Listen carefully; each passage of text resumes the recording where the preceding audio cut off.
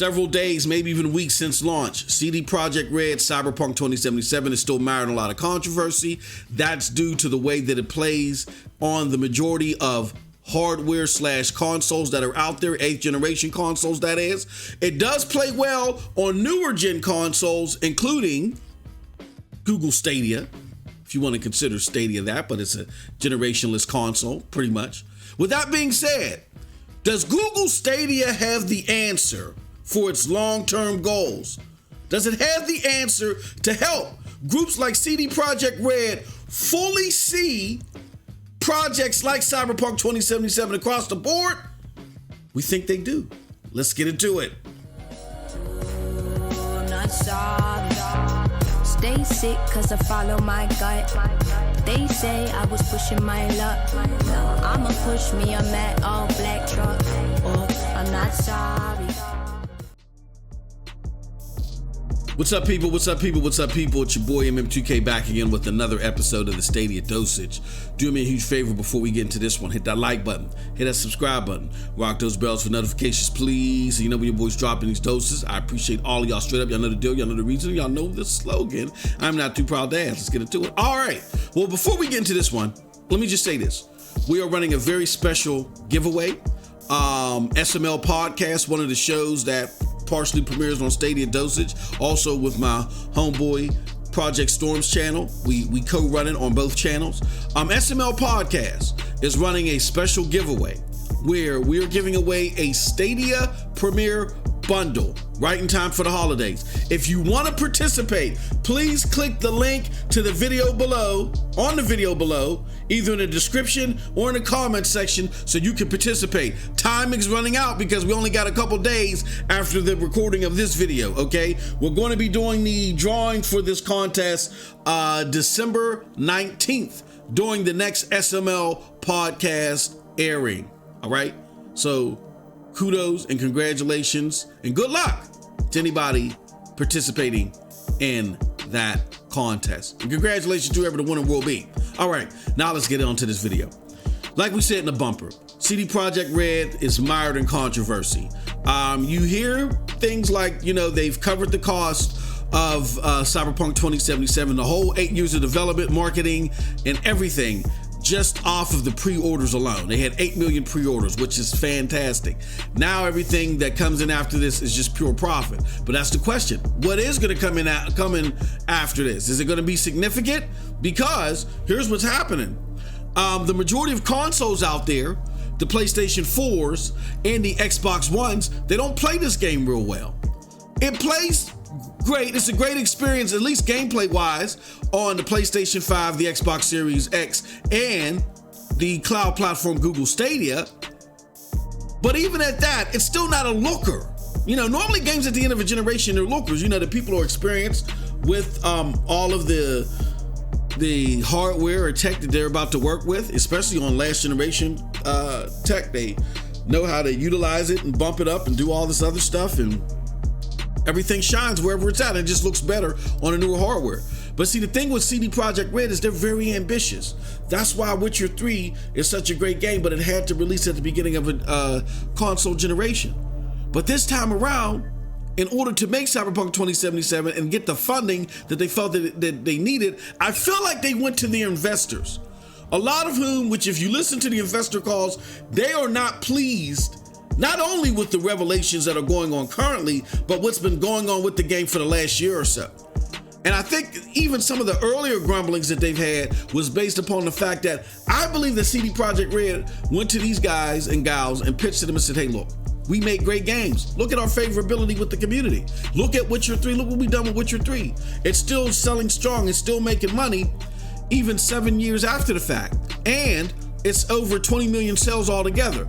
Imagine if we would have released Witcher 3, if we were able to release Witcher 3 at the end of the PlayStation 3 360 generation. Imagine how many sales we would have had then. Well, we're here to tell you, investors, now we got a game that's going to be just as popular, if not more popular, that's going to release at the end of a generation as well as the beginning of a new generation. That's going to make profitability soar. More so than Witcher 3 could ever imagine. And that will be because when most of the sales, even though Witcher 3 is popular, people love it, most of the sales that you get are within the first several weeks of launch. Once you get out of that apex, that you're in the sunset period, and even when games sell well across the board, unless you're a Grand Theft Auto 5, you see minimum sales from then on out. You know what I'm saying? So they were trying to capitalize on the popularity not only of the company, but the concept at the end of a launch as well this time around. And that's where I think the pressure was at. I think they weren't able to meet that because they think so ambitiously. Even when they did release on the newer hardware, it was still mired in bugs, and that is Witcher 3. They were able to fix it and get things a lot better. But now that you're trying to develop for hardware that pretty much just is not large enough to contain your vision, but this is what you promised in order to get that funding, I feel, you're in a fickle. And I think that's why this game had to release in the state that it did, because they couldn't hold it off anymore. They delayed it so many times, and then now you're going into the next generation. You're going to minimize those sales, you know what I'm saying, pretty much, if you don't get them right here and right now. So with that said, that is the bottleneck and the problems they ran into. Now, the game works well on Google Stadia. Google Stadia has been not the love child. It has not seen a love fest from the mainstream gaming media, because we feel that Google maybe erroneously put too much emphasis on its teraflops. Okay, when the average gamer or the unsuspecting gamer hears teraflops, they think of raw power that they're going to get in their hands. And I think it was great to announce that it had teraflops, but you had to break that down in layman's terms to say, look, we're starting off right now with this raw power, but we'll gradually be making upgrades or so forth. And as the cloud technology increases, you'll start seeing that raw power 1v1 versus dedicated devices. We're not quite there yet, but we're getting there. You know what I'm saying? And because as a result, though, you're going to be impressed by what you're going to be able to do over the cloud. You're going to see up to 4K resolution, 60 frames per second on what we're able to provide now during this early access. I think if they would have communicated that and put a better, understanding of what they were trying to explain with the 10.7 teraflops, I think it would have went over a lot better, but it hasn't. And that's something that over time that they fixed. And they understand what the focus was: convenience, no downloads and all the other stuff, and low entry point. And that's great stuff. But that's great stuff for the gamers. How will Google Stadia be great stuff for developers? Well, in light of what CD Projekt Red is going through with Cyberpunk 2077, can you imagine a scenario where it only takes 10 of you to make a Cyberpunk 2077? I mean, I'm serious.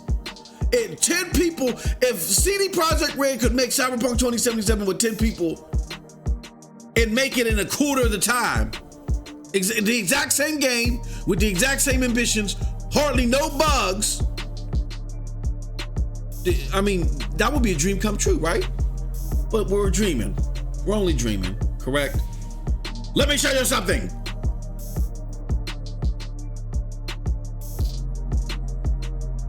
Maybe we're not.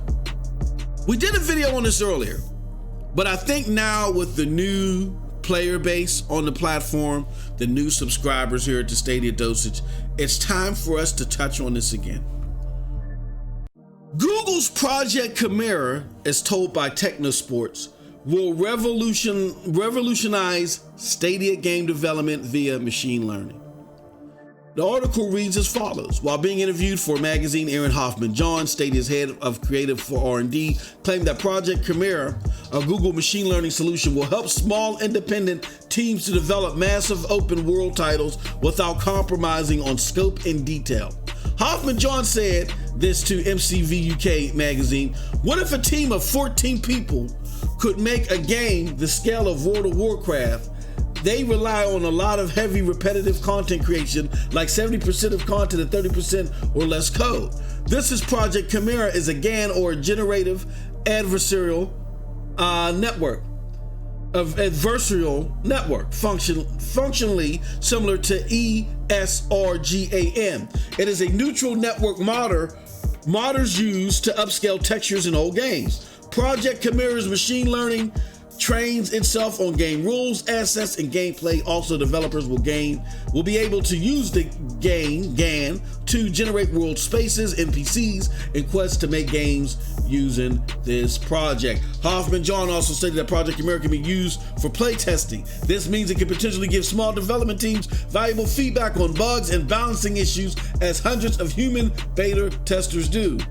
Project Chimera machine learning will play a greater role in the future of video game development and reduce the cost as well as manual labor. Obviously, this is the age of AI. It's driving very fast, and even things are getting easier on the development side as well.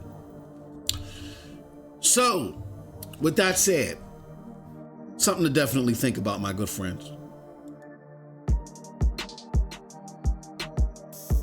A group of 10, 14 people working on a Cyberpunk 2077, whipping it out maybe 2 years. You use another year or so to create, to do play testing and test out bugs and things like that, things of that nature. That's revolutionary to gaming. So I don't think it's just revolutionary to Stadia. Everybody's going to want a piece of this and going to want to see how they can get this license from Google. This is groundbreaking stuff. And if you listen to the dices and stuff like that, that Google participates in, they are really serious about this tech. See, everyone else just wants to implement cloud gaming as a low barrier of entry to video games. That's where Google's launching this at. But they have long-term goals that I don't think are being realized or can be realized by the other companies because it's out of their scope. Maybe Microsoft in the long term, but Microsoft's tech is well behind what Google is able to do right now. They are looking to change gaming for the future. And can you imagine getting CD Projekt Red's Cyberpunk 2077 3 years ago? 100 times more polished, maybe with a lot more stuff in a living, breathing world that, like, by now they would have probably had their 8th DLC added to it. Can you imagine that? Project Chimera is going to make that possible. So again, for everybody that is new to this platform, that is new to getting news and information on this, understand this. Google Stadia is not simply a cloud platform. Google Stadia is going to be a means of gaming and game development that takes this culture of ours that we love so much, flip it on its head and transform it into something that we couldn't imagine in our wildest dreams.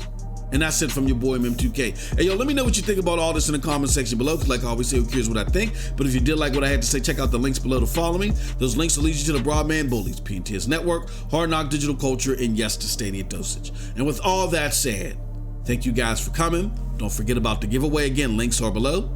And you all have a wonderful gaming day. Peace.